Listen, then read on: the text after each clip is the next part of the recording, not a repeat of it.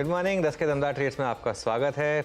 हमारे साथ रहेंगे अमित सेठ और आशीष बहेरी। पिछले शो से इनफैक्ट बने हुए हैं। फ्रेश पर्सपेक्टिव लेकर जुड़ेंगे निर्मल बांग से विकास सालुंके और प्रभुदास लीलाधर से Shilpa Raut. Big market voices में आज दो खास मेहमान रहेंगे हमारे साथ। वेलेंटिस एडवाइजर्स के फाउंडर और एमडी ज्योतिवर्धन जयपुरिया से मार्केट आउटलुक समझेंगे और टेक्निकल टेक्सचर पर बात करने के लिए जेएम फाइनेंशियल के राहुल शर्मा हमारे साथ रहेंगे। तो ये सब ट्रेड्स आपके लिए कुछ ही देर में, लेकिन इससे पहले एक बार जरा मार्केट का रुख कर लेते हैं। और अब फिर से हम डेलो की तरफ बढ़ते हुए निफ्टी में करीब 60 पॉइंट की अब आ गई है गिरावट। बैंक निफ्टी करीब 250 पॉइंट नीचे और मिड कैप इंडेक्स अब हो गया है करीब 200 पॉइंट नीचे। बहुत क्लियर कट मार्केट ने वार्निंग साइंस दिए हैं आपको। और जहाँ तक स्टॉक्स की बात है, स्टैंड आउट जो स्टॉक्स कर रहे हैं उनमें एबीबी 7% ऊपर, उसके अलावा Hindustan copper, Eicher Motors, NMDC, ये कुछ स्टॉक्स हैं जो ग्रीन में हैं। लेकिन रेड वाले स्टॉक्स की लिस्ट शायद थोड़ी लंबी है। उसमें सबसे ऊपर है ऑयल मार्केटिंग कंपनीज, खासतौर से आईओसी और बीपीसीएल। एचपीसीएल अभी भी आउट परफॉर्म कर रहा है, लेकिन आईओसी और बीपीसीएल में गिरावट है और आरईसी पीएफसी यहाँ पर भी गिरावट है। हर्षदा। आप जी हाँ, तो ट्रेंड अभी भी थोड़ा सा नेगेटिव साइड पर। अच्छा, निफ्टी बैंक इस बीच अनुज हम ब्रेक के बाद आए हैं 300 पॉइंट के नुकसान पर ट्रेड करता हुआ दिखाई दे रहा है। तो वहां पर एक गहरा नॉक अचानक आ रहा है। निफ्टी बैंक एक बार कंट्रीब्यूटर स्क्रीन पर रख दीजिएगा, फिर हमारे जानकारों से ट्रेड लेना शुरू करते हैं। एक तो ऑफकोर्स एचडीएफसी बैंक है जो 1.25% तक का डिक्लाइन दिखा रहा है, लेकिन दूसरे कंट्रीब्यूटर्स में आप गौर करेंगे आईसीआईसीआई बैंक, एसबीआई, कोटक, दूसरी तरफ एक्सिस अकेला है जहां पर कुछ खरीदारी की पोजीशंस है। बाकी सब काउंटर्स में मुनाफा वसूली जोर पकड़ती हुई साफ दिखाई दे रही है। अब 21,958 का लेवल आपकी स्क्रीन पर आ चुका है निफ्टी में। चले हमारे साथ हमारे जो जानकार जुड़ रहे हैं, विकास सालुंके, बताइए आपका इस समय का ट्रेड क्या रहेगा?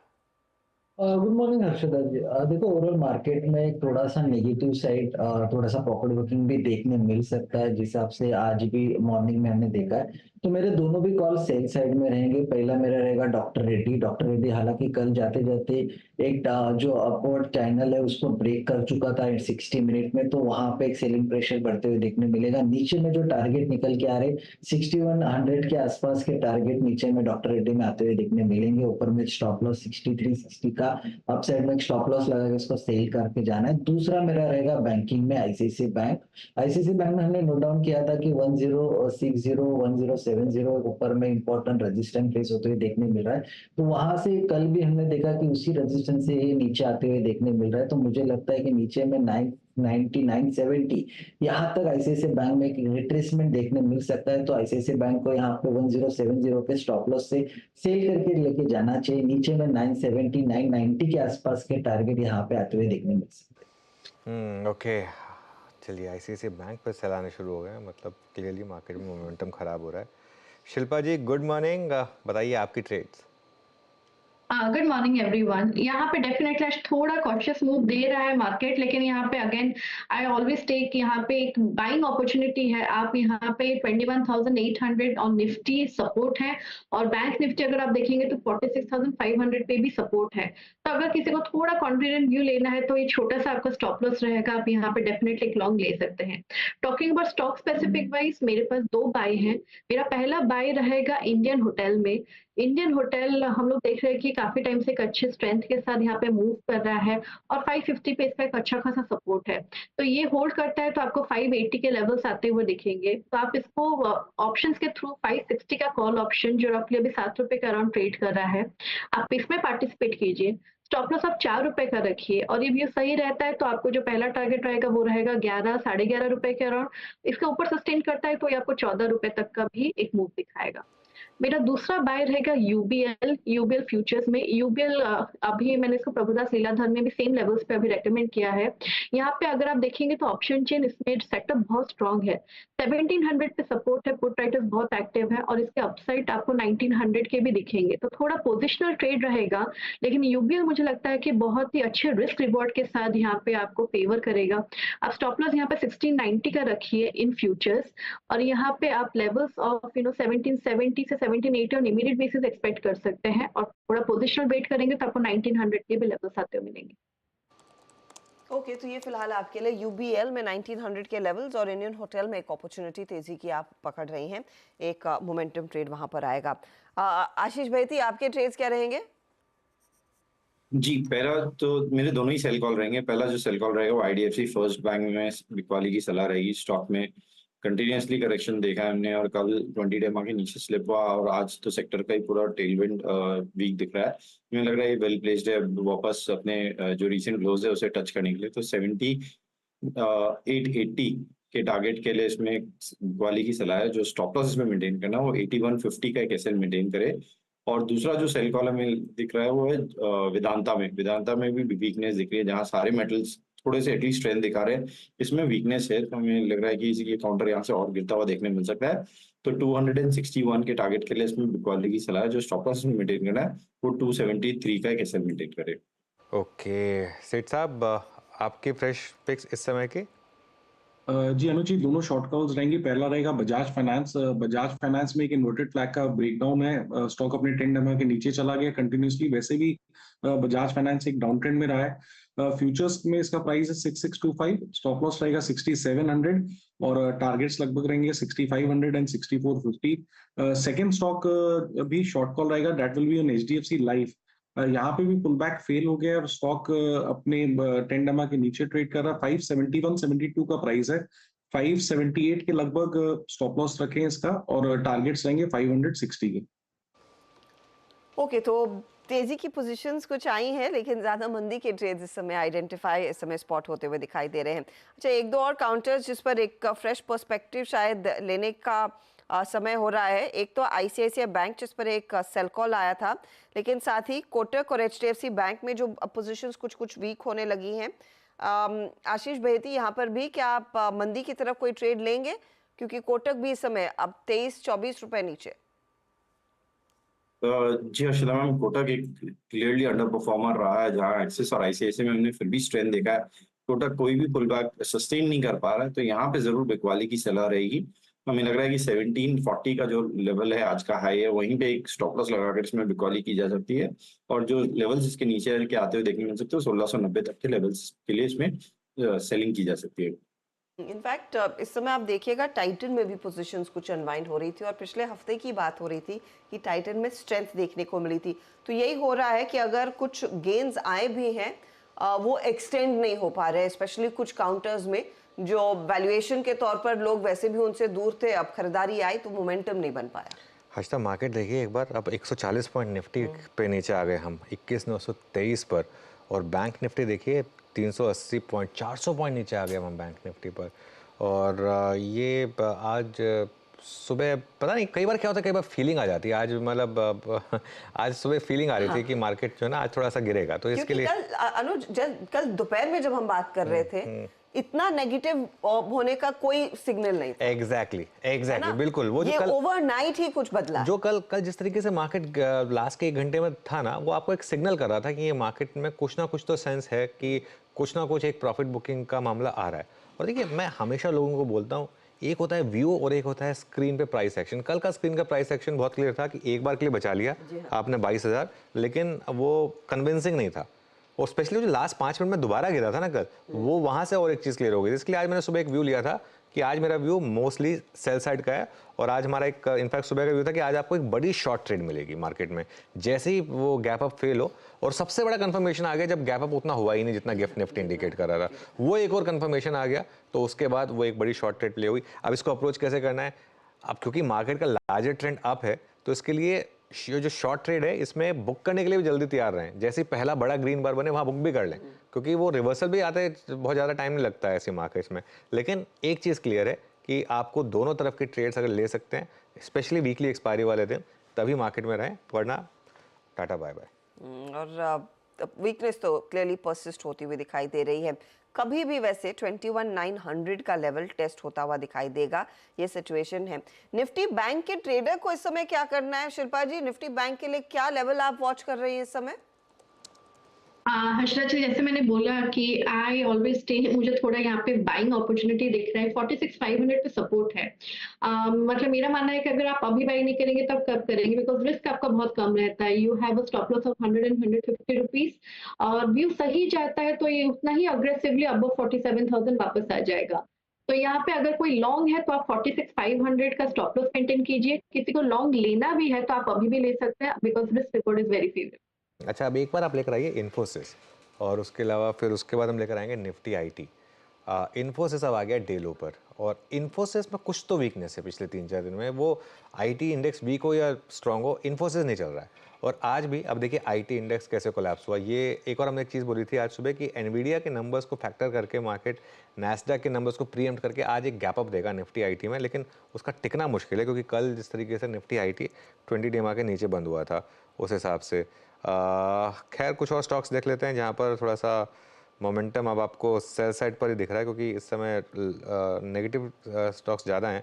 भारतीय एयरटेल एक और रिलेटिवली स्ट्रॉन्ग स्टॉक, वो अब काफ़ी वीक है।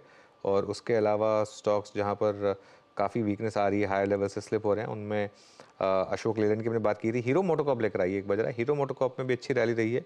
अब हीरो मोटोकॉर्प यहाँ पर थोड़ा सा करेक्ट होता हुआ और इस समय आ गया है ये करीब करीब डे लो पर। चलिए अब एक काम करते हैं, मार्केट स्पॉटिंग काफ़ी हुई, अब थोड़ा सा बात करते हैं लॉन्ग टर्म ट्रेंड्स की। वेलेंटिस एडवाइजर्स के फाउंडर और एमडी ज्योतिवर्धन जयपुरिया जुड़े हैं, जिनके पास 3.5 दशक से ज़्यादा का अनुभव है और देश के टॉप स्ट्रेटेजिस्ट में इनकी गिनती होती है। डीएसपी मेरिल लिंच की रिसर्च टीम को इन्होंने लंबे समय तक लीड किया और आईसीआईसीआई के साथ भी इन्होंने 8 साल बिताए थे। ज्योति जी, गुड मॉर्निंग। मॉर्निंग। क्या एक वन वे रैली के बाद थोड़ा सा मार्केट पे कॉशियस होने का समय आ गया है? हाँ अनुज जी, अब वैल्यूएशन कोई सस्ते नहीं रहे और परफॉर्मेंस काफी स्ट्रांग आया है। स्मॉल कैप और मिड कैप में तो बेहतर ही स्ट्रांग आ गया, लार्ज कैप में भी परफॉर्मेंस स्ट्रांग है। तो यहाँ से मार्केट को एक कंसोलिडेशन का दरकार है, थोड़ा टाइम और प्राइस करेक्शन का दरकार है, जो कि अगले लेग ऑफ रैली के लिए वो ऊपर जा सके। ओके, बिल्कुल। तो कौन से सेक्टर्स हैं जहां पर आप सबसे ज़्यादा कॉशियस हैं अब इस समय, जहां पर आपको लग रहा है कि नहीं अब थोड़ा सा मैं बहुत ज़्यादा केयरफुल हो जाऊंगा? तो मैं दो तरह से देखता हूँ। एक तो जो सेक्टर है जो हम लोग है ना नहीं लिए और जो अंडर परफॉर्म किए हैं पिछले 1-2 साल में, जैसे एफएमसीजी है, तो वहाँ अभी भी दो दिक्कतें जो हम लोग नहीं ले रहे थे वो अभी तक परसिस्ट करती है। एक तो डिमांड स्लो डाउन है, तो अर्निंग्स कोई ज्यादा है ना तेज नहीं आएगा। दूसरा है ना वैल्यूएशन अभी भी महंगे हैं। रिलेटिव वैल्यूएशन थोड़े कम हो गए क्योंकि है ना बाकी भी मार्केट ऊपर चला गया, तो फिर भी मार्केट में एक तरह से वो महंगे सेक्टर है। ये हो सकता है जब मार्केट गिरे तो थोड़ा आउट परफॉर्म भी कर जाए, इतना गिरे नहीं क्योंकि ये चले नहीं है, पर यहाँ से अगले 2 साल में भी ज्यादा रिटर्न देखते हुए नहीं बनते हैं। दूसरा है जो सेक्टर्स अच्छे करेंगे जहाँ पे ना पर वैल्यूएशन थोड़े एक्सेस हो गए, जैसे हो सकता है डिफेंस है, हो सकता है थोड़े रेलवे स्टॉक्स है, वो सब में लॉन्ग टर्म प्रोस्पेक्ट्स अच्छे हैं, पर एक तरह से डिस्काउंटिंग बहुत जल्दी हो गया है, वहाँ पे वैल्यूएशन बहुत महंगा है। जो हम लोग मार्जिन फॉर सेफ्टी देखते हैं, मार्जिन ऑफ सेफ्टी देखने नहीं मिलता है। तो डाउन टर्न में ये दोनों तरह के सेक्टर है ना थोड़े अवॉइड करने चाहिए अपने को। फिर जब मौका मिलेगा कि ये सब सेक्टर में अच्छे करेक्शन आ गए, वैल्यूएशन अच्छा हो गया, तो वापस से एंटर कर सकते हैं। ज्योतिवर्धन जी, गुड मॉर्निंग। हर्षिता बोल रही हूँ। थोड़ा सा कॉशन क्लियरली सेट इन हुआ है एक ऐसे पॉकेट में जहां पर अब तक अफलातून तेजी देखने को मिली थी, पीएसयू कंपनियां। इस थीम को लेकर अब आपका परसेप्शन क्या बन रहा है? कंसिडरिंग नंबर्स इवेंचुअली और बेहतर होने के आसार हैं, ऑर्डर बुक्स में कंपनियों ने ऑफ कोर्स वो एग्जीक्यूशन का इंतजार कर रहे हैं, लेकिन they sitting on a good amount of orders, but price wise attractive है नहीं है? Have they run ahead of themselves? अब आपकी पोजीशनिंग क्या रहेगी? तो पीएसयूज में क्या है ना, वो काफी सेक्टर में फैले हुए हैं, तो हाँ सब लोग एक पीएसयू को ऐड कर देते हैं। तो हम लोग हर पीएसयू को उसके सेक्टर के अंदर देखते हैं कि क्या इस सेक्टर में पीएसयू सस्ते हैं या प्राइवेट सेक्टर सस्ते हैं। तो जैसे बैंक्स देखे तो वहां पे ना पीएसयूज एक समय पे सस्ते थे, पर अभी कई छोटे प्राइवेट सेक्टर बैंक्स मिल रहे हैं जो पीएसयू से भी सस्ते हैं और जिसके फंडामेंटल्स पीएसयू से हो सकता है थोड़े बेहतर भी है। तो उधर हम लोग है ना पीएसयू में ज्यादा ध्यान नहीं दे रहे हैं। पर एक दो सेक्टर है जहाँ पे पीएसयू इतने खराब नहीं दिख रहे, जैसे ऑयल मार्केटिंग कंपनीज है, अभी भी वहां पे है ना वैल्यूएशन सस्ते हैं। अगले 2-3 महीने में हो सकता है कि है ना वहां पे थोड़ा प्रेशर आवे क्योंकि इलेक्शन का समय आ गया। तो यदि तेल के दाम बढ़े तो गवर्नमेंट है ना मार्केटिंग मार्जिन बढ़ने नहीं देगा, गवर्नमेंट फ्यूल प्राइस बढ़ने नहीं देगा, तो उस टाइम एक कंस्ट्रेंट आ सकता है। पर अभी वो है सस्ते, तो उस करेक्शन में अपने को पीएसयू लेना चाहिए। तो अलग अलग सेक्टर में जाके देखना चाहिए पीएसयू। कई डिफेंस कंपनीज में पीएसयू काफी है ना बड़े हैं। करेक्शंस पे अभी इस वैल्यूएशन पे मैं नहीं बोलूंगा लेने, पर यदि करेक्शन आया तो वहां पे लेना चाहिए। और पीएसयू बैंक्स उनकी पोजीशनिंग वर्सेस ऑफ कोर्स जो निजी बैंकों में हमने देखा है, एचडीएफसी बैंक का क्या हाल हुआ? तो पीएसयू बैंक्स अच्छे हैं, पर जैसे मैंने कहा थोड़े है ना प्राइवेट सेक्टर बैंक्स है जो छोटे हैं, ये बड़े वाले नहीं पर छोटे वाले, वहां पे कई प्राइवेट सेक्टर बैंक्स मिल रहे हैं जिनके वैल्यूएशन काफी सस्ते हैं। पीएसयू के है ना कंपैरिजन में भी अब सस्ते हो गए हैं और उनकी फंडामेंटल्स भी पीएसयू से बेटर ही है। तो वो बैंक्स पे ध्यान देना चाहिए पीएसयू बैंक को छोड़ के। पर यदि कोई बड़े बैंक देखे तो पीएसयू में भी थोड़े बड़े बैंक अच्छे दिख रहे हैं। अच्छा ज्योति, एक दो स्पेसेस जहां पर थोड़ा वैल्यूएशन कंफर्ट है और ऑफ लेट हमने मूव्स देखे हैं, मेटल्स और केमिकल्स, दोनों कमोडिटी कंपनीज, दोनों में चाइना एंगल। यहाँ पर आपका क्या व्यू बन रहा है? कुछ स्टॉक्स हैं आपके पोर्टफोलियो में यहाँ पर? तो मेटल्स में हम लोग जनरली अवॉइड करते हैं। हम लोग का ना स्टील साइकिल का पूरा साइकिल कॉल करने का हम लोग सोचते हैं, हम लोग की क्षमता कम ही है।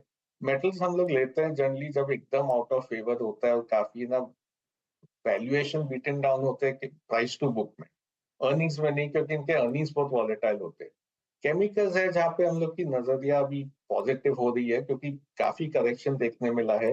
ये साइकिल डाउनटर्न जो है, ग्लोबल डिमांड जहाँ पे वीक है, वो अगला 2 क्वार्टर के लिए कंटिन्यू होएगा।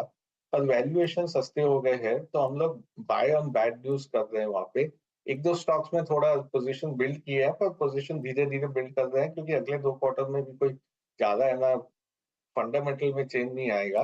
पर ये एक दो क्वार्टर के वीकनेस में केमिकल स्टॉक्स हम लोग ले रहे हैं। ये जो सीमेंट स्पेस है, उसमें ऑफ कोर्स हम सब जानते हैं वो अदानी की एंट्री और ग्रासिम अपने जो क्लियरली कैपेसिटी बढ़ाने पर फोकस कर रहा था, वो स्टोरी अंडरस्टूड थी। लेकिन ये जो जेएसडब्ल्यू स्टील का पेंट, जेएसडब्ल्यू ग्रुप का पेंट सेगमेंट में उतरना, ग्रासिम आज जो 3 प्लांट्स इनॉग्रेट कर रहा है वो कमीशन हो जाएंगे, वहां से भी सप्लाई आना शुरू रहेगा। ये पेंट एज एन इंडस्ट्री क्या बड़े डिसरप्शन की तरफ बढ़ रही है या फिर इतना बड़ा मार्केट है कि जो भी आए वो कम है? तो पेंट पे हम लोग का पोजीशन है ही नहीं। हम लोग है ना 2020 में सब पेंट स्टॉक्स बेच दिए थे और इसके 2 कारण थे। एक तो वैल्यूएशंस काफी महंगा हो गया था, तो यदि अपने 2008 से 2020 देखे तो ये पूरे सब स्टॉक्स का एक तरह से वैल्यूएशन डबल हो गए थे।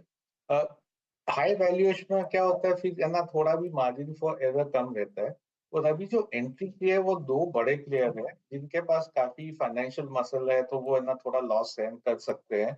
तो थोड़ा मार्जिन डिस्ट्रप्शन करेंगे, थोड़ा मार्केट शेयर लेंगे। तो मार्केट लीडर्स भी जिनका एक तरह से 3 लोग के का मार्केट था ये, वहां पे अभी 5 लोग 6 लोग के मार्केट होएगा, तो एक तरह से स्लो डाउन आएगा ही अर्निंग्स में। जो पिछले 10-15 साल में अर्निंग्स आए थे वो अगले 10 साल में नहीं आ सकते और वैल्यूएशन अभी भी बहुत महंगे हैं। तो ये सेक्टर अभी भी अवॉइड करना चाहिए, कोई जल्दी नहीं है सेक्टर लेने को। हालांकि ना कंपनीज काफी अच्छे हैं, तीनों कंपनी जो है फ्री कैश फ्लो जनरेट करते हैं, अच्छा आरओई जनरेट करते हैं। पर क्योंकि सेक्टर में डिसरप्शन है और वैल्यूएशन इतने महंगे हैं, वहां पे ना अभी अब इसमें अवॉइड ही है। ओके, अवॉइड ही है इसमें अभी के लिए। आईटी में क्या व्यू बन रहा है अब, स्पेशली लार्ज कैप में? तो अनुज जी, आईटी में हम लोग के नजर में आ रहा है। हम लोग 2 साल से आईटी अवॉइड किए, जैसे है ना कई बार मैंने जिक्र किया, हम लोग का था बाय लोकल अवॉइड ग्लोबल। क्योंकि हम लोग का मानना था कि भारत की इकोनॉमी अच्छा करेगी, यूएस इकोनॉमी में थोड़ी नरमी आ सकती है, जो पिछले 1-2 साल में देखने मिला। अभी भी हम लोग बड़ा छलांग नहीं लगा रहे आईटी पे, क्योंकि मेरा मानना है अगले 6 महीने में यूएस इकोनॉमी में वीकनेस आएगा। जब वो वीकनेस आएगा तो अपने को देखने मिलेगा कि है ना और आईटी में थोड़ा प्रेशर आता है, क्योंकि है ना सब जगह आईटी बजट्स कट हो जाएंगे। उस वीकनेस में आईटी लेना चाहिए। पर थोड़ा थोड़ा अब हम लोग के स्क्रीन पे आ गया। पहले तो हम लोग है ना आईटी एकदम देख ही नहीं रहे थे, अब है ना थोड़ा क्लोजली वॉच करना चालू कर दिया। और बैड न्यूज पे हम लोग लेंगे आईटी को। ओके, चलिए बहुत बहुत शुक्रिया आज हमारे साथ जुड़ने के लिए ज्योति, और अपना व्यू रखने के लिए। Thank you. चलिए अब थोड़ा मार्केट के टेक्निकल्स पर चर्चा कर लेते हैं, और जेएम फाइनेंशियल के राहुल शर्मा अब हमारे साथ जुड़ गए हैं। Rahul ji, good morning. क्या कह रहा है ये प्राइस पैटर्न? क्या वो जो पहले एक वार्निंग आई थी करेक्शन की, फिर वो वापस हमने ऑल टाइम हाई लगा दिया था, क्या फिर से एक वार्निंग मिल रही है या फिर ये भी बाइंग अपॉर्चुनिटी होगी? जी देखिए अनुज जी, मेरे हिसाब से जो एक करेक्शन की एक्सपेक्टेशन थी और करेक्शंस, मेरा मानना है कि broader market broader scheme of things में हेल्दी है, सेटअप को और स्ट्रॉन्गर बनाते हैं। तो मुझे लगता है कि ये करेक्शन एक बाइंग की अपॉर्चुनिटी है, मंथली एक्सपायरी के पहले अगर शुरू हो गया है तो एक अच्छा संकेत है। और जो सपोर्ट लेवल्स है जहां पर बायर्स को बाय ऑर्डर के साथ रेडी रहना है, दो लेवल्स है नीचे में। 21,700 का एक लेवल है और 21,700 अगर टूटा तो 21,530, ये दो लेवल से 21,530 आने के चांसेस कम है। काफी चांसेस है कि 21,700 से हम घूम सकते हैं। तो मेरा ये मानना है कि 21,700 पर रिस्क रिवॉर्ड वापस फेवरेबल होते हैं लॉन्ग पोजीशंस के लिए, और मार्केट वापस रिवर्स होता दिखेगा हमें। तो ओवरऑल जो अंडरटोन है, जो टेक्सचर है मार्केट का, वो बाय ऑन डिप है। और हमें लगता है कि ये करेक्शन के बाद खास करके जो मार्च सीरीज में बाउंस बैक देखने को मिलेगा रिवर्सल करके, जो एक तरह से नया हाई लगाने को जाएगा मार्केट, तो मार्केट तैयार होगा अगले 2 से 3 महीने में 23,500 तक के लेवल्स लगाने के लिए। तो पोजिशनली स्ट्रक्चरली हमें लगता है कि ये वोलेटिलिटी में इस डिप में बाइंग करे। और ओवरऑल अभी तक जो निफ्टी में प्रॉब्लम था वो बैंक निफ्टी से था। बैंकिंग स्टॉक्स खास करके प्राइवेट बैंक्स जहां पर सबसे ज्यादा पेन था, वो कहीं ना कहीं बॉटम बना के रिवर्स हुए हैं। और ये एक अच्छा संकेत है ओवरऑल मार्केट के स्ट्रक्चर के लिए। तो हमें लगता है कि एक तरफ रिलायंस जो कि काफी स्ट्रांग है मार्केट के अंदर, रिलायंस में आउट परफॉर्मेंस देखने को मिल सकती है। और साथ में जो पेन पॉइंट था मार्केट का वो रिवर्स हुआ है। तो कहीं ना कहीं मार्च सीरीज में हमें लगता है कि मार्केट का जो टेक्सचर है वो काफी पॉजिटिव रह सकता है। ओके, एक और चीज़ जो मुझे आपसे डिस्कस करनी थी, HDFC बैंक परसों बड़ी बाइंग आई यहाँ पर, कल उसमें से आधा रिवर्सल आ गया और बाकी का आधा आज आ गया, तो वही ढाक के 3 part, back to square one. क्या क्या व्यू बन रहा है अब यहाँ पर? जी देखिए, इंटरेस्टिंग बात ये थी कि जो पहला बड़ा करेक्शन आया उसके बाद में जो सेकेंड लेग ऑफ करेक्शन हमने देखा, तकरीबन 1480 से लेके जो 1400 के नीचे गया था, उसमें वॉल्यूम्स रिलेटिवली कम थे। और जनरली बेस फॉर्मेशंस जब तक 2 या 3 बार अटेम्प्ट नहीं हो जाता है, एक टाइम कंसोलिडेशन नहीं हो जाता है, बेस फॉर्मेशंस थोड़ा बोल पाना मुश्किल होता है। लेकिन अगर हम ओवरऑल स्ट्रक्चर देखें, जब तक 13 जो इसका तकरीबन 14 फरवरी का लो था 1363 का, जब तक ये लो इंटैक्ट है, मेरे हिसाब से एचडीएफसी बैंक में वापस बाउंस बैक की प्रोबेबिलिटी बनेगी। और कहीं ना कहीं इसका इंस्पिरेशन हमें निफ्टी प्राइवेट बैंक इंडेक्स से मिलता है, जो कि रिलेटिवली काफी सुधरा है पिछले कुछ दिनों में। और जो बाकी प्राइवेट बैंक मेजर्स है जैसे आईसीआईसीआई बैंक, जैसे एक्सिस बैंक, उनमें इंडिविजुअल सेटअप्स काफी मजबूत है। तो उनको देखकर ऐसा लग रहा है कि कहीं ना कहीं एचडीएफसी बैंक शायद थोड़ा टाइम ले, लेकिन इवेंचुअली इसमें बॉटम बन के ये स्टॉक में एक प्रॉपर रिवर्सल देखने को मिल सकता है, जो बैंक निफ्टी और निफ्टी दोनों के लिए पॉजिटिव रह सकता है। ये ऑफ कोर्स बैंकों की बात हुई जो क्लियरली एक पेचीदा स्थिति में मार्केट को डाल रहा है, क्योंकि जहां लगता है कि रिकवरी आएगी फिर वो रिकवरी फेल हो जाती है। टेक्नोलॉजी में आज सुबह में हमने एक्शन देखा, लेकिन उसके बाद निफ्टी आईटी ऊपरी लेवल से स्लाइड कर रहा है। लेकिन मिड कैप साइड पर बिरला सॉफ्ट, कोफोर्ज जैसे काउंटर्स में अभी भी इंटरेस्ट है ट्रेडर्स का। अब मुझे याद है आप कोफोर्ज को लेकर और बीसॉफ्ट को लेकर भी काफी बुलिश रहे हैं। अब चार्ट्स क्या संकेत दे रहे हैं राहुल? क्या यहाँ पर अभी भी पोजीशनिंग मजबूती की तरफ रखी जा सकती है? जी देखिए, आईटी स्टॉक्स में से जो खास करके जो टियर 2 स्टॉक्स है उसमें कोफोर्ज का सेटअप आज भी काफी स्ट्रांग है। स्टॉक अपने 20 डे के मूविंग एवरेज के ऊपर ट्रेड कर रहा है और ओवरऑल रिलेटिव स्ट्रेंथ इस स्टॉक के अंदर काफी अच्छी देखने को मिल रही है।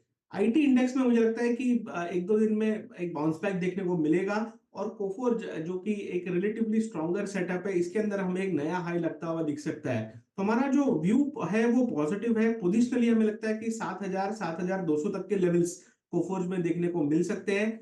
हो सकता है इस महीने नहीं अगले महीने देखने को मिले, लेकिन सेटअप जो है यहाँ पर काफी मजबूत है। रिस्क रिवॉर्ड जो है वो फेवरेबल है। और इसमें जो लॉन्ग पोजीशंस है उसमें आप पोजिशनली 6200 का स्टॉप लॉस लगाकर लॉन्ग में मेंटेन रह सकते हैं।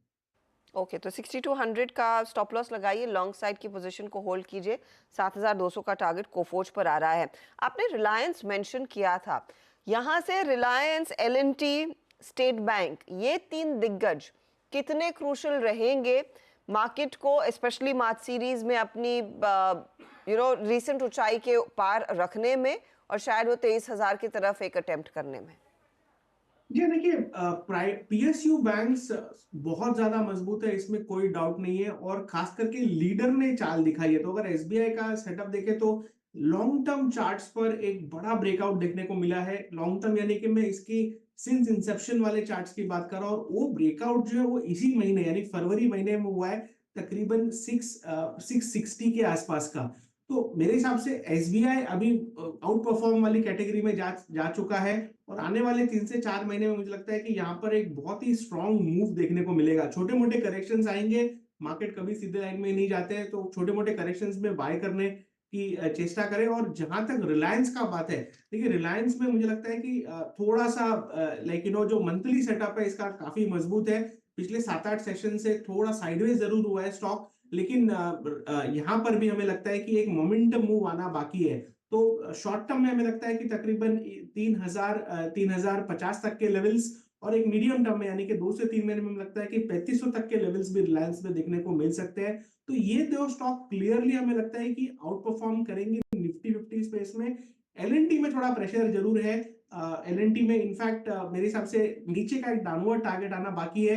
जो मेजर सपोर्ट एरिया है 3100 का एलएनटी में, अगर 3100 पे आता है तो वहां पर मेरे हिसाब से फ्रेश बाइंग के मौके देखे जा सकते हैं। यहाँ पर फिलहाल अभी एलएनटी को हमने अवॉइड लिस्ट पे रखा हुआ है। ओके, तो एलएनटी अवॉइड लिस्ट पर है, लेकिन एसपीआई और रिलायंस क्लियरली वो तेजी वाले साइड पर बने हुए हैं।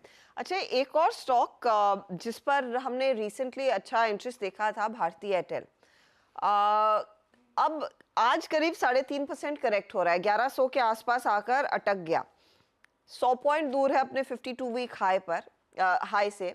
क्या उसे रीअटेम्प्ट करने की क्षमता है इसमें या नहीं? उतनी स्ट्रेंथ नहीं है चार्ट पर।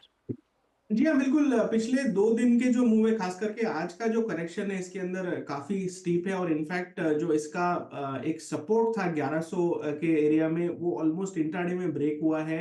आज अगर क्लोजिंग बेसिस पर यहाँ पर बाउंस बैक आ जाता तो मेरे हिसाब से स्टॉक एक बार के लिए संभल जाएगा और वापस 1150 1160 तक के बाउंस बैक देखने को मिलेंगे। लेकिन 1100 के नीचे की अगर क्लोजिंग हो जाती है तो इसमें मैं लॉन्ग पोजीशंस में खड़ा रहना एडवाइस नहीं करूंगा, क्योंकि अगला जो नीचे में सपोर्ट है, जो क्रूशियल प्राइस सपोर्ट है, वो सीधा 1045 पर है। तो ऐसे सेटअप में आई थिंक सबसे बेस्ट यही होगा कि अगर जैसे ही क्लोजिंग बेसिस में क्रूशियल सपोर्ट ब्रेक हो तो लॉन्ग पोजीशन में ना रहे, और अगर बाउंस बैक देखने को मिलता है, और बाउंस बैक हमें थोड़ा वॉल्यूम के साथ देखना होगा। अब तक तो आज की जो सेशन की वॉल्यूम्स हुए भारतीय एयरटेल के अंदर, वो रिलेटिवली एवरेज वॉल्यूम्स है, मतलब ऐसे कोई बड़े वॉल्यूम्स के ऊपर नहीं गिरा, तो अभी तक कोई चिंता के संकेत नहीं है। लेकिन 1100 का लेवल बहुत ही इंपॉर्टेंट सपोर्ट है ये पूरे सेटअप में डेली चार्ट्स पे जो दिखाई दे रहा है। बहुत बहुत शुक्रिया राहुल, हमारे लिए समय निकालने के लिए। राहुल कह रहे हैं कि इस गिरावट में वो अभी भी ऑप्टिमिस्टिक रहेंगे। होपफुली मार्च सीरीज में एक अच्छा खासा कमबैक देखने को मिलेगा। 21,900 को बहरहाल इंडेक्स होल्ड करने में कामयाब रहा है। राहुल से हमने बातचीत की, लेकिन विकास और शिल्पा हमारे साथ अभी भी बने हुए हैं। 2 ट्रेड्स आपकी स्क्रीन पर रखते हैं जिनमें करेक्शन है। अब इसमें करेक्शन के साथ ही जाना है या फिर एक मौका तेजी का बन रहा है?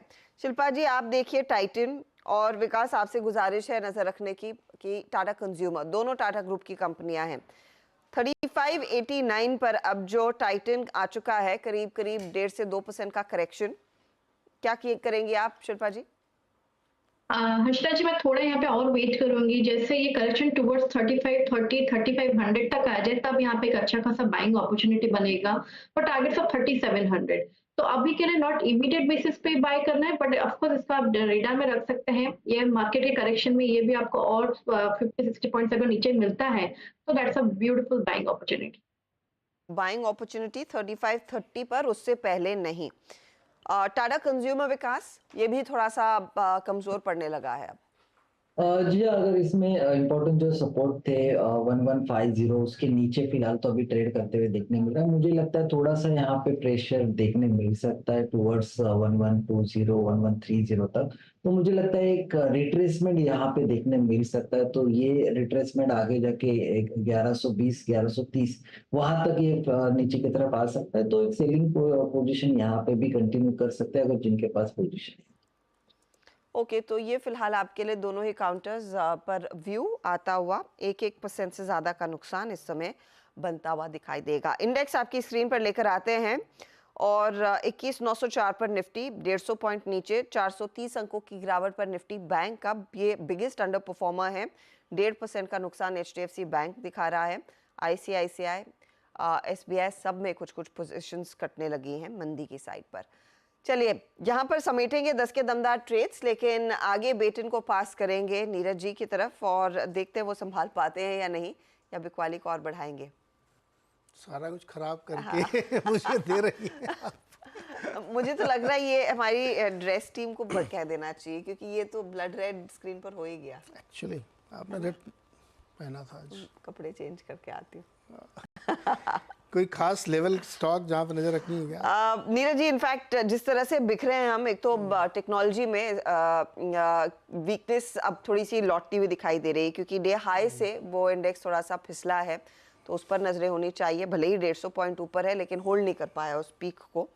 और 21,900 अब देखते हैं होल्ड करता है या नहीं निफ्टी पे। ओके, चलिए निफ्टी पे नजर रहेगी और HDFC बैंक पे नजर रहेगी, जो बैंक निफ्टी को वीक कर रहा है।